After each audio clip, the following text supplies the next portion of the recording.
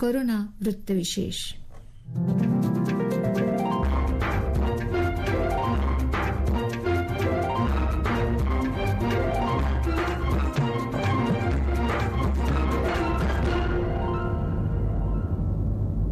श्रोते हो, नमस्कार. आजच्या कोरोना वृत्तविशेष कार्यक्रमामध्ये आपलं स्वागत. आजच्या या कोरोना वृत्तविशेषमध्ये आपण जाणून घेणार आहोत देशभरात लहान मुलांसाठी सुरू असलेलं कोरोना प्रतिबंधक लसीकरण, त्याचा प्रभाव आणि त्यामुळे कोविड प्रतिबंधाच्या दृष्टीनं झालेले लाभ या अनुषंगानं केलेली चर्चा. श्रोते हो, 2 वर्षाहून अधिक काळापासून भारतासह जगावर घोंगावत असलेल्या कोरोनारूपी संकटाची दाहकता सध्या कमी झाल्याचं दिसत आहे. मात्र असं असलं तरीही हे वादळ सध्या पूर्णपणे शमलेलं नसल्याचं बाधितांच्या दैनंदिन नोंदीवरून स्पष्ट झालंय. कोरोना संकट काळात गेल्या 2 वर्षांमध्ये आलेल्या तिन्ही लाटांदरम्यानचे अनुभव पाहता कोरोना संक्रमणाबाबत आता गाफील राहणं सर्वांसाठीच घातक ठरू शकतं. श्रोते हो, कोविड-19 आजारावर अद्याप कोणताही ठोस उपचार उपलब्ध झाला नसून कोरोना प्रतिबंधक लसीकरण हाच या संकटावर नियंत्रण मिळवण्याचा एकमेव उपाय आहे.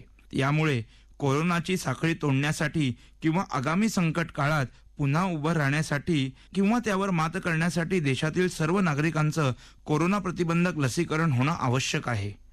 श्रोते हो, जगात जेव्हा कोरोनाचा प्रादुर्भाव वाढू लागला तेव्हा सर्वच देशांनी कोविड-19ला प्रतिबंध करू शकेल अशा लसीच्या संशोधनाला युद्ध पातळीवर सुरुवात केली होती.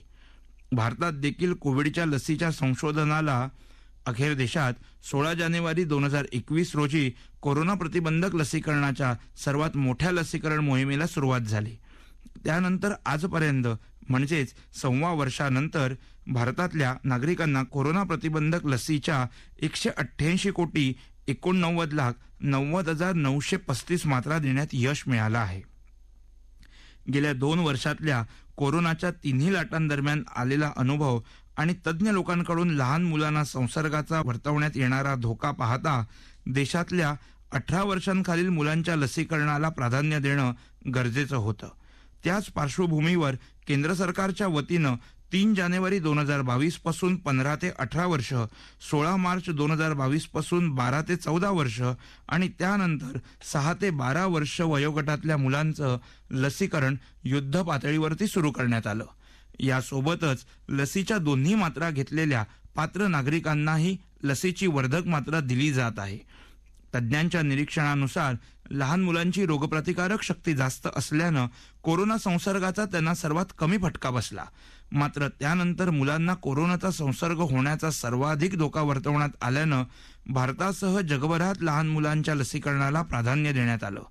एकूणच देशभरात 6 ते 12 वर्ष वयोगट आणि 12 ते 18 वर्ष वयोगटातल्या मुलांचं सुरू असलेलं लसीकरण, त्यासाठी वापरात असलेल्या लसी, त्यांचा प्रभाव, त्या अंतर्गत येणारी एकूण लोकसंख्या आणि या लसीकरण मोहिमेमुळे कोविड-19 प्रतिबंधाच्या दृष्टीनं होणारे लाभ याविषयी अधिक माहिती जाणून घेऊया राज्याच्या लहान मुलांविषयीच्या कोविड कृती दलाचे सदस्य डॉक्टर बकुल पारेख यांच्याकडून. आता आपल्या मनात एक चाललंय की 6 ते 12 वर्षाच्या वयोगटात जे लस देण्याची सुरुवात झाली आहे कोविडच्या साठी, त्यासाठी आपण व्हॅक्सिन वापरतोय कोर्बावॅक्स, जे आपलं बायोलॉजिकल इव्हान्स म्हणून कंपनी आहे त्यांनी चालू केलं आहे.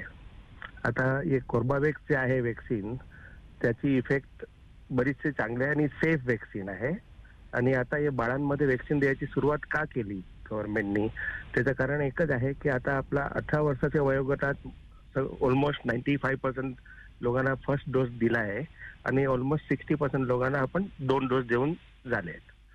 आता तिसरा वेव्ह गेला, आता चौथा वेव्ह याची शक्यता आहे, कारण की हे पर्टिक्युलर वयोगटात आपण व्हॅक्सिन दिला नाहीये आणि जर ते लोकांच्या संपर्कमध्ये कोविड व्हायरस किंवा जे आजारी माणूस आहे ज्याला कोविड आजारी लागले आहे त्याच्यामुळे त्याला इन्फेक्शन लागू शकतो.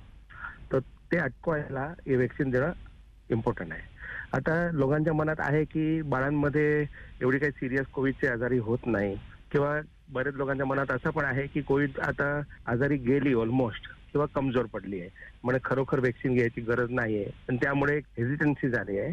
पण माझ्या मताप्रमाणे कोविडच्या व्हॅक्सिन अवश्य घ्यावं, कारण की ज्या बाळांमध्ये कोमॉर्बिडिटी आहे, जसं kidney disease, heart disease, diabetes, obesity, तर ते लोकांना जर कोविडची आजारी लागली तर कॉम्प्लिकेशन होण्याची शक्यता जास्त असते आणि काही काही वेळेला सिरियस घटना घटू शकते. दुसरा, आता बाळ बाहेर पडायला लागले, मोठे माणसं पण बाहेर पडायला लागले, म्हणून एका दुसऱ्याला इन्फेक्शन लागायची शक्यता वाढते. शाळा पण चालू झाली आहे आणि जर बाळाला कोविड वॅक्सिन नाही दिलं आणि त्याला कोविडची आजारी लागली तर एक तर मी सांगितल्याप्रमाणे कोमॉर्बिडिटी कंडिशन मध्ये त्या लोकांना कॉम्प्लिकेशन होऊ शकते आणि दुसरा, त्यांच्या थ्रू परत आपल्या आजोबाला आजारी लागू शकते. कारण की कोविड वॅक्सिनची इम्युनिटी किती लांब चालणार ते अजून आपल्याला माहित नाही. तिचं नवीन वॅक्सिन आहे, म्हणून मला वाटतं की बाळाला वॅक्सिन द्यायला पाहिजेच आणि त्यासाठी आपल्या गव्हर्नमेंटनी ती वॅक्सिनची उपलब्धी केली आहे.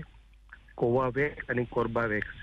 कोवावॅक्स आहे ते 6 ते 12 वर्षामध्ये देतो आपण आणि 12 ते 18 वर्षांमध्ये आपण कोवॅक्सिन किंवा कोवोवॅक्स असं आपण देऊ शकतो. कोवावॅक्स जे आहे ते 6 ते 12 मध्ये नाही, पण 12 ते 18 वर्षामध्ये आहे आणि 6 ते 12 मध्ये कोवोवॅक्स. कोवोवॅक्स आहे ते सिरम इन्स्टिट्यूटनी मॅन्युफॅक्चर केला, ज्यांनी आपला कोविशिल्ड वॅक्सिन पण मॅन्युफॅक्चर केला होता आणि बोथ दिस वॅक्सिन्स आर व्हेरी सेफ आणि त्या नक्की घ्यायला पाहिजे. 6 ते 12 वर्षाच्या वयोगटात आता कोवोवॅक्स वॅक्सिन द्यायची इंडियन गव्हर्नमेंटनी परमिशन दिली आहे आणि Covovax is manufactured by Serum Institute, ज्यांनी कोविशिल्ड वॅक्सिन पण मॅन्युफॅक्चर केला होता आणि त्यांनी इम्युनिटी भरपूर चांगली आहे, सेफ पण आहे आणि त्यांनी काही कॉम्प्लिकेशन होत नाही आणि 2 डोस घेतले तर 95% प्रोटेक्शन निर्माण होतो.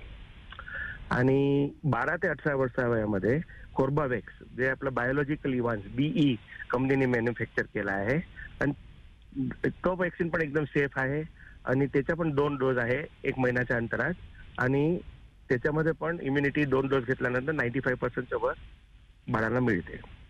आणि हे वॅक्सिन घेतला तर बाळाला कोविड इन्फेक्शन लागत नाही आणि जर लागलं तरी कॉम्प्लिकेशन होत नाही आणि खास करून ज्या बाळांमध्ये कोमॉर्बिड कंडिशन्स आहेत त्यांनी तर नक्की हे वॅक्सिन घ्यायला पाहिजे. आता हे दोन्ही वयोगटात आपण हे वॅक्सिन बरोबर दिलं आणि वेग पकडला लोकांनी, almost we can cover up almost 90 lakhs to 1 crore children in our country with this vaccination. आणि मी तुम्हाला सांगू, जर आपल्याला हर्ड इम्युनिटी पाहिजे किंवा वॅक्सिनची इफेक्टिव्हनेस पाहिजे तर खरोखर 70 to 80% ऑफ द पॉप्युलेशनला वॅक्सिन मिळावं आणि ते केव्हा होणार, कारण की 30% ऑफ द पॉप्युलेशन आपला बाळांमुळे आहे. जर त्याच वयोगटाला आपण वॅक्सिन नाही दिलं तर आपण 70% किंवा 80% वर पोहोचू शकत नाही. म्हणून for community benefit as well as for individual benefit लहान बाळाला वॅक्सिन देणं आवश्यक आहे. श्रोते हो, भारतात जेव्हा कोरोना प्रतिबंधक लसीकरण मोहिमेला सुरुवात झाली त्या अगोदरच जगातल्या काही देशांनी त्यांच्या नागरिकांना कोरोना प्रतिबंधक लसीच्या मात्रा द्यायला सुरुवात केली होती. यात रशिया, अमेरिकेसारख्या देशांचा उल्लेख करता येईल. कोरोनावर कोणताही ठोस उपचार उपलब्ध नसल्यानं कोरोना प्रतिबंधक लसीकरणाला प्राधान्य देणं गरजेचं असल्याचं ओळखून जगभरातल्या सर्वच देशांनी आपापल्या देशातील लसीकरण मोहीम राबवली. मात्र कोरोनाचा प्रादुर्भाव वाढत असताना त्याचा सर्वाधिक धोका लहान मुलांना असल्याचं ओळखून अनेक देशांनी सुरुवातीपासूनच त्यांच्या देशातल्या लहान मुलांना कोरोना प्रतिबंधक लस देण्यास सुरुवात केल्याचं दिसून आलं. या देशांमध्ये युरोपमधल्या अनेक देशांचा समावेश आहे. युरोपियन मेडिसिन एजन्सीतर्फे मे महिन्यात 12 ते 15 वर्ष वयोगटातल्या मुलांना फायझर लस देण्याची परवानगी देण्यात आली होती. त्यानुसार अनेक युरोपियन देशांनी लहान मुलांना लस द्यायला सुरुवात केली. डेन्मार्कमध्ये 12 ते 17 वर्ष वयोगटातल्या आणि स्पेनमध्ये 12 ते 19 वर्ष वयोगटातल्या बहुतांश मुलांना कोरोना प्रतिबंधक लसीची पहिली मात्रा देण्यात आली. फ्रान्समध्येही 12 ते 17 वर्ष वयोगटातल्या मुलांना, तर जर्मनीमध्ये गतवर्षी ऑगस्ट महिन्यात कोरोनाच्या डेल्टा या नवीन प्रजातीचे रुग्ण आढळल्यानंतर तिथल्या 12 वर्षावरील सर्वांनाच लस देण्यात आली. स्वीडनमध्येही 12 ते 15 वर्ष वयोगटातल्या मुलांना लस देण्याचा निर्णय घेण्यात आला होता. नॉर्वेसोबतच अमेरिका आणि कॅनडामध्ये देखील गतवर्षीच्या मे महिन्यापासूनच 12 वर्षांवरील मुलांना फायझर ही लस देण्यात आली. चीनमध्येही गतवर्षी जून महिन्यातच 3 ते 17 वर्ष वयोगटातल्या काही मुलांना सिनोवॅक ही लस देण्यात आली. एकूणच जगभरात लहान मुलांसाठी सुरू असलेलं लसीकरण, त्यासाठी वापरात असलेल्या लसी, त्यांचा मुलांवर होणारा प्रभाव आणि या लसीकरणामुळे कोविड प्रतिबंधाच्या दृष्टीनं झालेला लाभ याविषयी अधिक जाणून घेऊया राज्याच्या लहान मुलांविषयीच्या कोविड कृती दलाचे सदस्य डॉक्टर बकुल पारेख यांच्याकडून.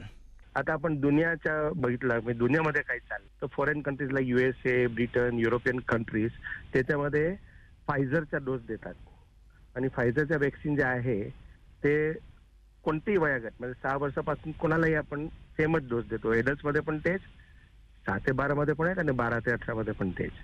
आणि फायझर वॅक्सिन पण बरंच सेफ आहे, परंतु त्याच्यामध्ये काही काही वेळेला मायोकार्डायटिस किंवा थ्रोम्बोसिसचा प्रकरण घडलेलं आहे, पण that is very very rare. आणि म्हणून त्या कंट्रीमध्ये पण थोडीशी वॅक्सिन हेजिटन्सी आहे, पण प्रमाणात तिकडे वॅक्सिनेशनची ड्राईव्ह जरा जास्त जोरात चालली आहे. आपली कंट्रीमध्ये इंडियामध्ये अजून तेवढा वेग पकडला नाहीये, कारण की माणसांना हे वाटतं की कोविड आजारी आता कमजोर पडत चालली आहे किंवा कोविड वॅक्सिनची गरज नाही, कारण की बाळांमध्ये एवढी सिरियस आजारी होत नाही. पण मी नक्की सांगू शकतो की कोविड वॅक्सिन घ्यायलाच पाहिजे.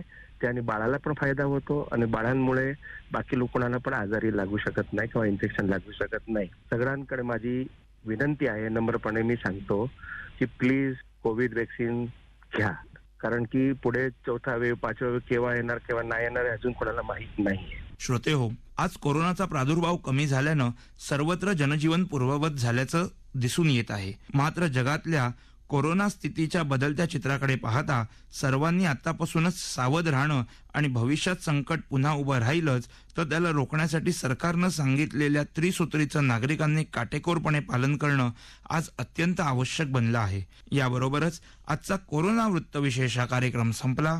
हा कार्यक्रम आकाशवाणीच्या मुंबईच्या प्रादेशिक वृत्त विभागाने सादर केला. सादरकर्त्या सरस्वती कुबळेकर, निर्मिती सहाय्य विवेक वानखडे, लेखन आणि समन्वय रवींद्र लोखंडे आणि श्वेता सुपारकर, निवेदन कौस्तुभ विरकर.